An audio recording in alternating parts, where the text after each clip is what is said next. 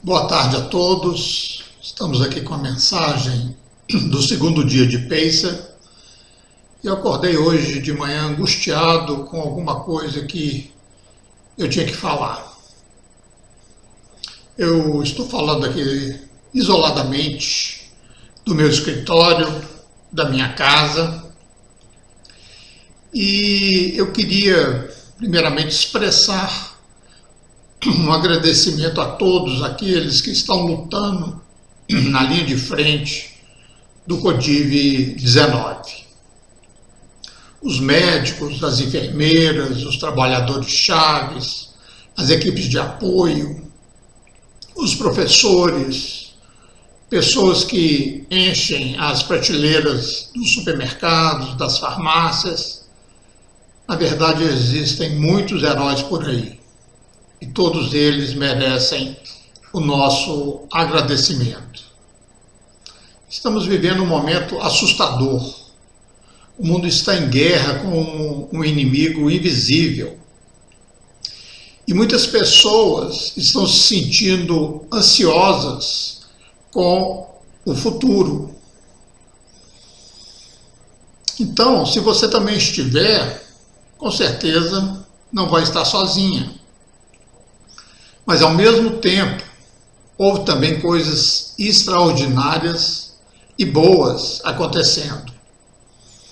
As comunidades judaicas em todo o mundo têm procurado os solitários, os vulneráveis, as pessoas que precisam de ajuda, e eu recebo correspondências todos os dias, perguntando se precisam de ajuda, em que eles podem ajudar, e eles fazem isso de uma maneira muito criativa, usando todas as mídias sociais. Eles estão até fazendo compras para as pessoas, até compras de Pêssar, para que elas não deixem de comemorar essa data tão importante. Exercer comunidade é fazer querrilá da melhor forma possível e de maneira mais criativa possível. Eu não sei se você percebeu esse humor puro que anda circulando por aí sobre esse tempo, que estamos passando de quarentena. Eu vejo que o humor está profundamente conectado à humanidade.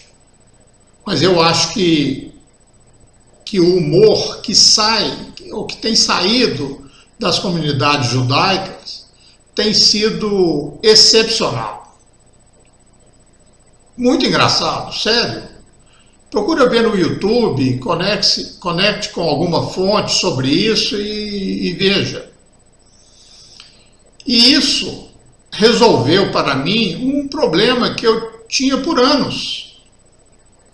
O Eterno foi bastante insistente que o primeiro filho judeu nascido deveria se chamar Isaac, significando ele rirá. E até agora eu sempre me perguntei o que Isaac teria para rir. Seu próprio nascimento já criou uma divisão familiar e levou Ismael e Agar a saírem de casa. Na velhice, ele foi enganado pelo seu próprio filho Jacó, quando quis dar uma benção de amor para seu filho Esaú. Do que Isaac riu durante a sua vida? Então, de repente, eu percebi, nessa semana mesmo, que esse nome, essa palavra, ela não foi designada apenas para ele, mas para todo o futuro do povo de Deus. Porque aqui estamos nós no meio da pior crise de saúde dos últimos 100 anos. E judeus, e não apenas judeus, estão ajudando uns aos outros a rir. E do que podemos rir, podemos sobreviver. Esse é um ditado Yiddish comum entre nós. E isso, para mim, tem sido muito bom.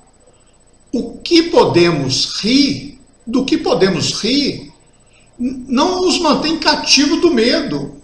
Daquilo que a gente ri, a gente perde o medo. Então, assista mesmo, compartilhe todos esses pequenos vídeos engraçados que você pode encontrar por aí. E eles realmente elevam o seu espírito e, com certeza, de outras pessoas também. Durante as maldições, a Torrerá, nós somos avisados em Levítico 26, de 3 a 27, se você não me ouvir, diz Deus, e você andar para mim com querer, então eu me comportarei com você da mesma forma, com querer. Agora, o que essa palavra querer em hebraico significa? É uma palavra muito importante. Ela aparece 7 vezes no capítulo de Vaikra, Levítico 26, e não aparece em nenhum outro lugar em todo o Tanar. Portanto, é claramente uma palavra-chave. Quando uma palavra aparece 7 vezes num capítulo, num livro, é uma palavra-chave. Mas vale a pena notar que ela também não aparece em nenhum outro lugar. Então, os comentaristas precisaram adivinhar o que isso significa, porque não há nenhuma pista no contexto em outros lugares do Tanar. E assim, eles dizem que significa rebelde, confiante demais, etc. Na minha Bíblia é traduzido como teimosia. E essa é a forma que nós agimos muitas vezes indiferente com Deus. No entanto, Rambam diz algo completamente diferente. Ele diz isso na Mishnah Torá, que é a primeira transcrição da Bíblia oral, onde ele lida com as leis do jejum público. Ele escreve na abertura de Hilchot Ta'anit a seguinte frase: isto é uma atitude positiva da Torá, chorar e soar trombetas em qualquer tragédia ou angústia que aconteça com a comunidade. Esse é um comando bíblico para tocar o alarme. Então ele diz: este é um dos princípios de Teshuvá, de modo que quando coisas ruins acontecem, você decide se aproximar de Deus. E então ele diz: e esta é a chave, mas se não o fizerem, toque o alarme. E se eles disserem: isso acabou de acontecer, as coisas acontecem mesmo, esse sofrimento é um mero acontecimento, então isso é uma péssima notícia, porque faz com que se apeguem a seu mau comportamento e não queiram mudar. E é isso que a Torá significa quando diz: se você agir com indiferença para com Deus, então Deus também te tratará como um mero acaso. Os comentários de Rashi no início do livro de Vaikra, Levítico, são os mesmos comentários de Rambam no final do livro de Vaikra, Levítico. Eles estão dizendo exatamente a mesma coisa, que existe uma diferença muito pequena entre as coisas que acontecem por acaso e as coisas que, de certo modo, são um chamado de Deus para nos aproximarmos dele. A diferença é somente um Aleph. A letra Aleph, a primeira letra do alfabeto hebraico, é um Aleph. E o Aleph é uma letra silenciosa. Mas essa é a diferença entre a palavra Vaikra, Deus chamou, e Vaikar, simplesmente aconteceu por acaso. E é assim que o livro de Vaikra começa e termina, dizendo sim. Em um sentido, os eventos são um mero acaso, em um sentido. Mas dentro dessa caixa de pandemia, houve uma mutação de um vírus que foi transmitida e agora ela afetou 1/4 da população mundial que está confinada enquanto eu estou aqui falando. Você acha que isso é um mero acaso?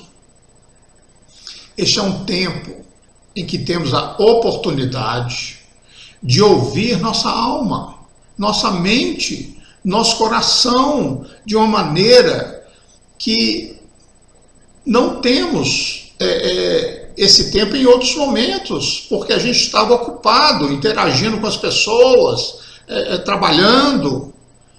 Talvez, nesse nosso isolamento, possamos ouvir Deus muito silenciosamente nos chamar.